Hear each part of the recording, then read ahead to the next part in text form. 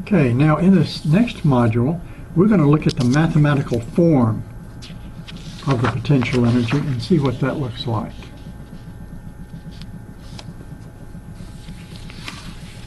Okay, so this is section 23.2, the mathematical form of the potential energy. Well, I'm not going to really go through the calculus here, but if we did that, what we would have to do is take each of these charges and look at the work that we would do by bringing another charge Q in, so another charge Q2 in against this charge Q1, and bringing it in from infinity, all the way from out here at infinity, and bringing it in to a certain position where if this is here at R1, and this is Q2 is brought over to R2, and this would be the distance R2 minus R1. I've written it here, R1 minus R2. It doesn't matter. I'm looking at the magnitude of that distance between these two charges. Again, let me say it. We fix this charge here. We nail it or glue it to the floor.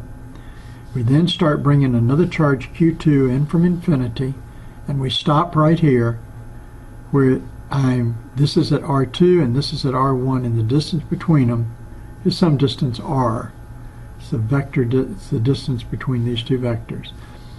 Then you're able to show that the work that you do as you're moving in, what is that work? You must go against a force. It's going to be force times dx, or let's say dr, and you've got to integrate that. So if you don't know your calculus, this is a little bit hard to do, but it's going to be what? K Q1 Q2 divided by r squared dr. And you've got to integrate that from infinity up to a point r. And when you do that, you will recall that the integral of r to the minus 2 dr becomes 1 over r with a negative sign. And so we end up with a potential u, after we do that integral, that's k Q1 Q2 divided by just r.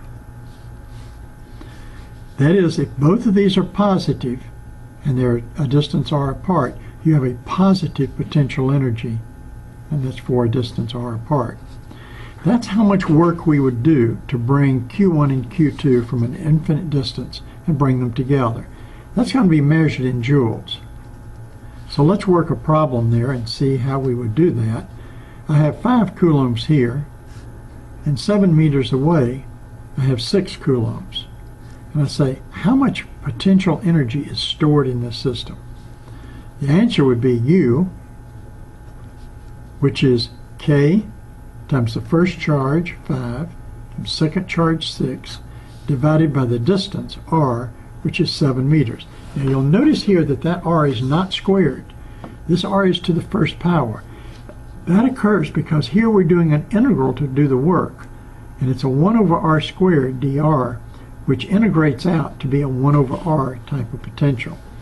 This formula right here is one that you must know for the test. It's the energy that exists when two particles are pulled together. Now, if I have many particles, I have to do that for every pair, but I'm going to count twice.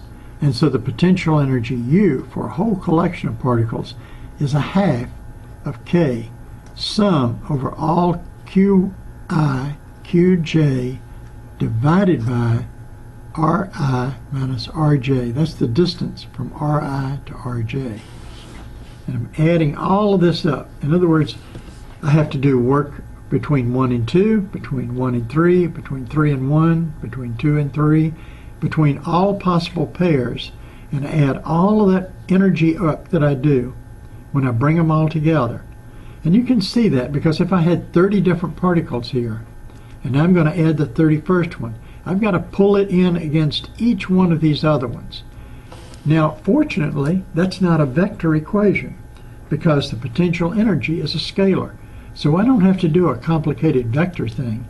Once I know that that it just depends upon the magnitude of the distance, and there's no vector there that I have to worry about, then in fact I can just add all these up.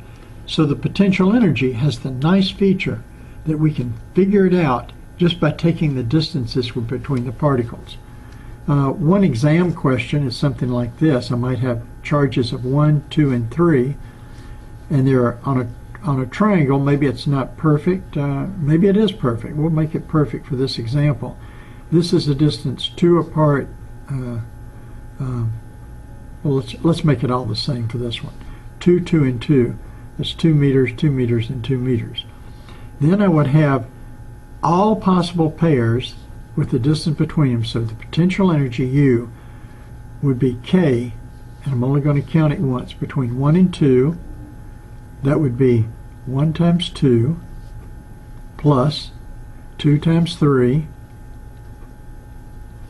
plus 3 times 1, and each one of those is divided by a distance of 2.